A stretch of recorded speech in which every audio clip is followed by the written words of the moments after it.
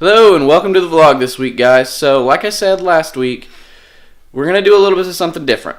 We're going to take a cheap action cam that I bought at Walmart for like 50 bucks, and I'm going to compare it to a GoPro Hero 3 Plus. To help me with it is Nick. What's up, guys? So he's here. He's going to go with me, and we're going to take a small run around the block with him holding one camera and me holding the other, just because it's a lot easier to have two people hold these cameras while running instead of me running with both of them in my hands like a madman. So we're going to go for a run with those, and then we'll see what else we want to do with it, because he's got to get to work today. So I'm going to try to do as much stuff with him as I can real fast, and then I'll do some other stuff later on today. But for now, let's go for a run.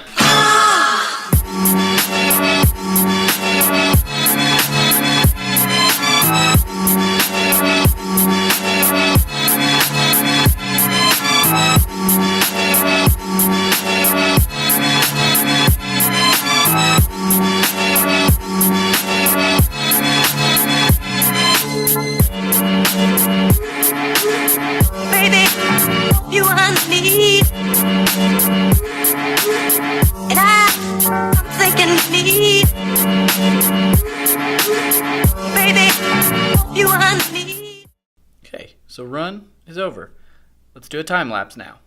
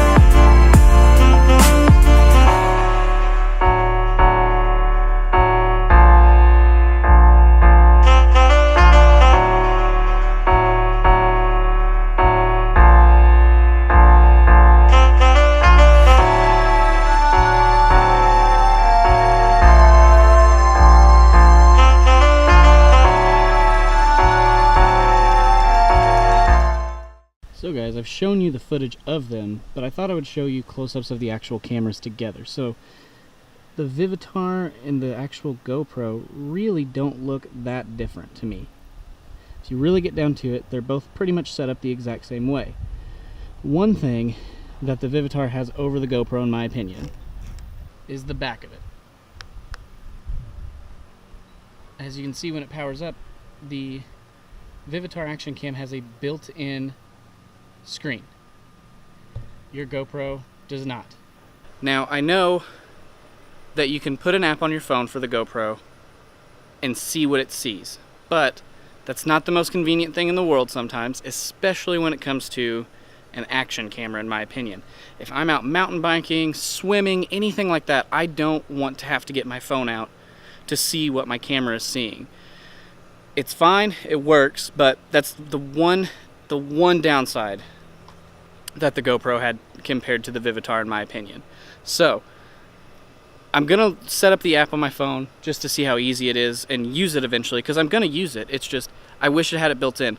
But what I think that is giving, what the GoPro gains from that,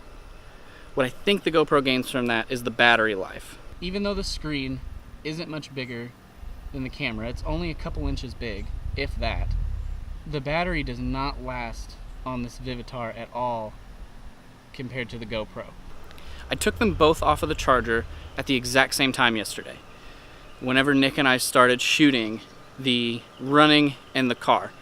I took them off the charger at the same time. By the time I was done with that time lapse, the Vivitar was flashing at me, telling me that the battery was dead pretty much. The GoPro still had 2 bars on it. So I think that's probably what did it. Also, the GoPro is a higher end camera. It probably has higher end battery in it, but I think that makes a huge difference. But I'm not 100% sure. Someone who probably knows more, say something in the comments if you know. But I would say the screen on that camera is a big difference. Alright guys, so this is going to be the last part of this video.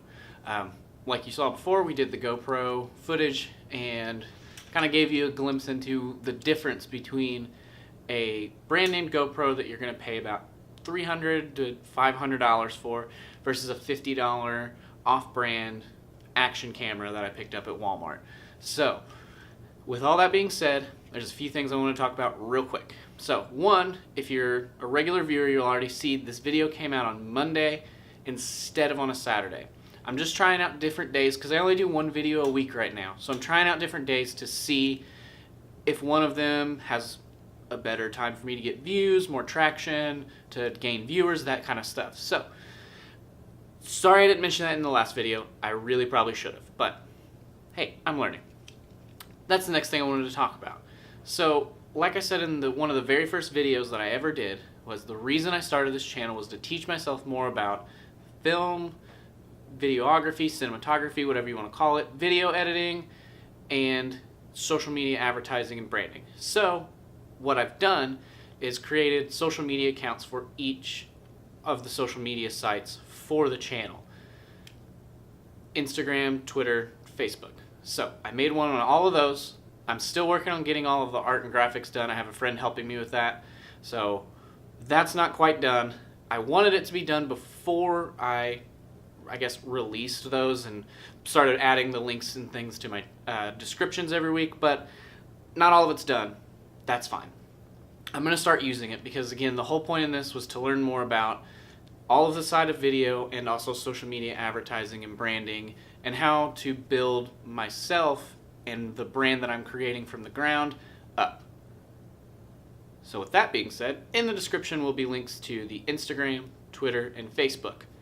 Check those out, follow, like the pages, that way you can get the updates when the videos come out on social media, as well as the subscription button with the bell next to it.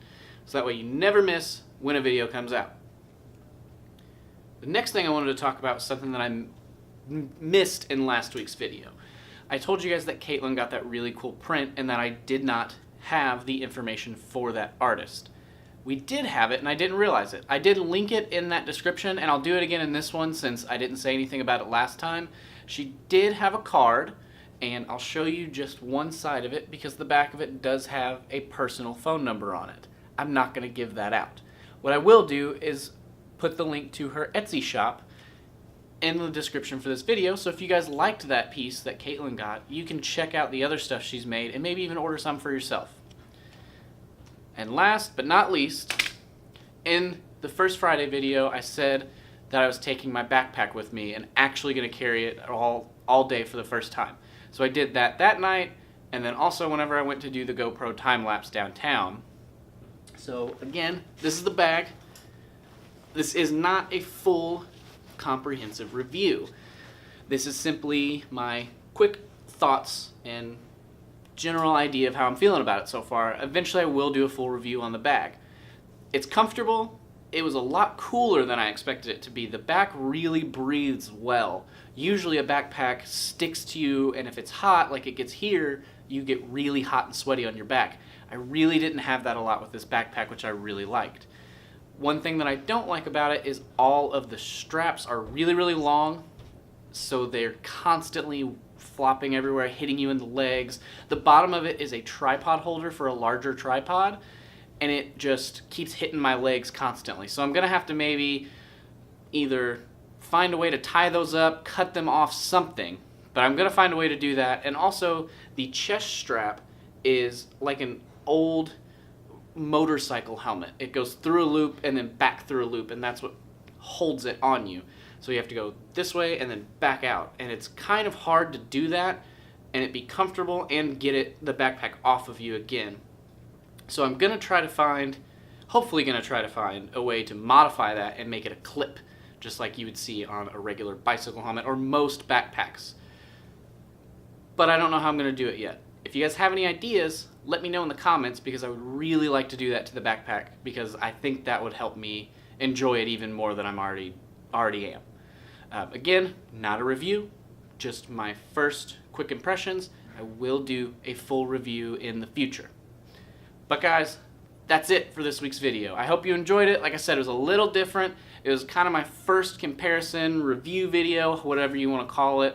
I had fun making it. I hope you guys enjoyed it. If you have any questions about other things that maybe I didn't show with the GoPro and the action cam, just let me know, and I'd be happy to answer all of them for you.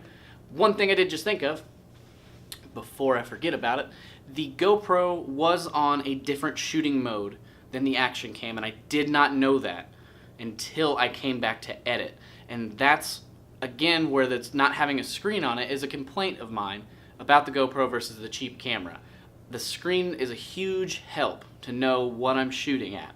So the GoPro is on a very narrow angled shooting mode. Apparently in the settings I didn't realize that. So that was my bad. But again, that's why the screen is an issue for me. And now that I remembered that, with that being said, this actually is the end of the video. Thank you guys so much for watching. If you enjoyed it, like, comment, subscribe, hit the bell so you know when videos come out. Also check out those social media links, because I'm going to be more active on them going forward, just because, again, that's the whole reason I started the channel. So thanks guys for watching. I'll see you guys in a week.